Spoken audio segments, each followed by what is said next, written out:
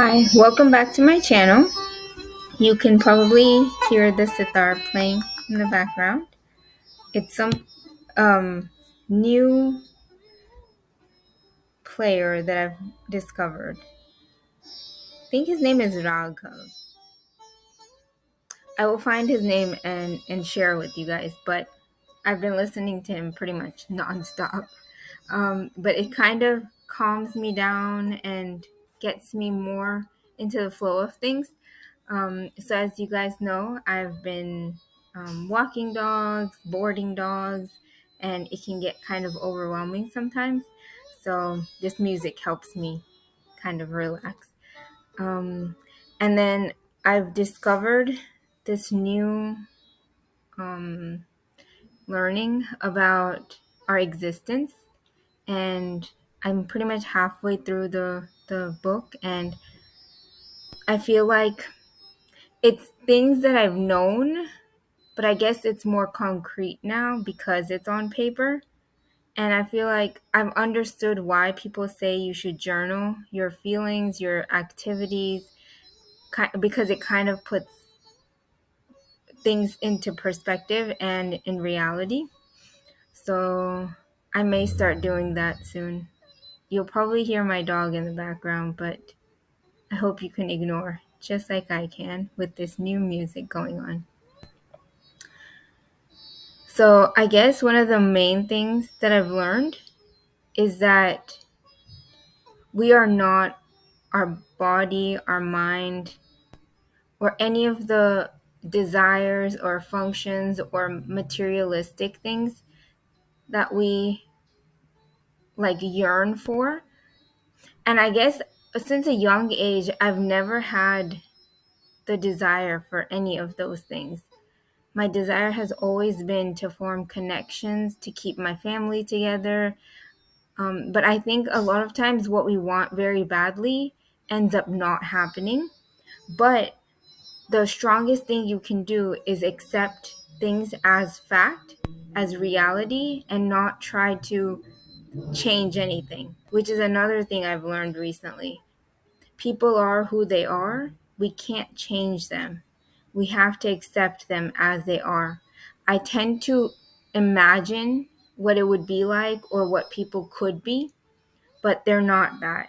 So we have to accept people as facts, as reality, and not worry too much.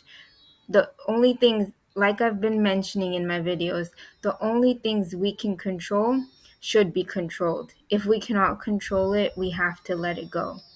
There is an art in letting go. So I've been very, very consciously trying to do that. So I read the book, I listen to this music, I work on my MBA course, and I take care of the dogs. And I'm kind of starting to channelize my attention, my drive towards these things instead of fixating on things that I can't control. So I was telling someone how we're prone to addiction in my family. And so I don't smoke, I don't drink because I don't want to be addicted to those substances, but I never associated addiction to people. I have a tendency to be addicted to people, to feelings, to emotions.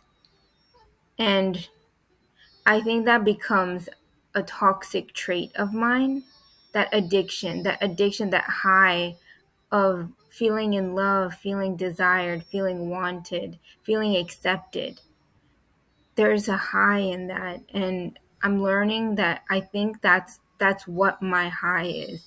And I will give anything for it, just like people who are addicted to alcohol and drugs will do anything to get a taste of it. I guess this is a childhood trauma that surfaces in relationships, in romantic relationships, friendships, or any sort of relationship where there is an exchange. And now I've come to realize that you can't expect anything. Not that I didn't know this on paper, but now I've come to actually internalize. I cannot expect anything out of anyone but myself. And I think I've become stronger because I've accepted that fact. And this book reading has helped, and this music has helped a lot to just calm me down and put things into perspective. What do I have to lose by not gaining something? What do I lose? Do I lose anything? As long as I don't lose myself, and I lose myself in addictions. So, what is your biggest addiction? What are you addicted to? Think about that. Think about what you're addicted to. What gives you that high, that adrenaline? What is it? Recognize it and then find a way to cope and work your way around it. That's my next goal, and it should be yours too. My dog is about to bark, so I'm going to cut the video there. And I will talk to you guys later.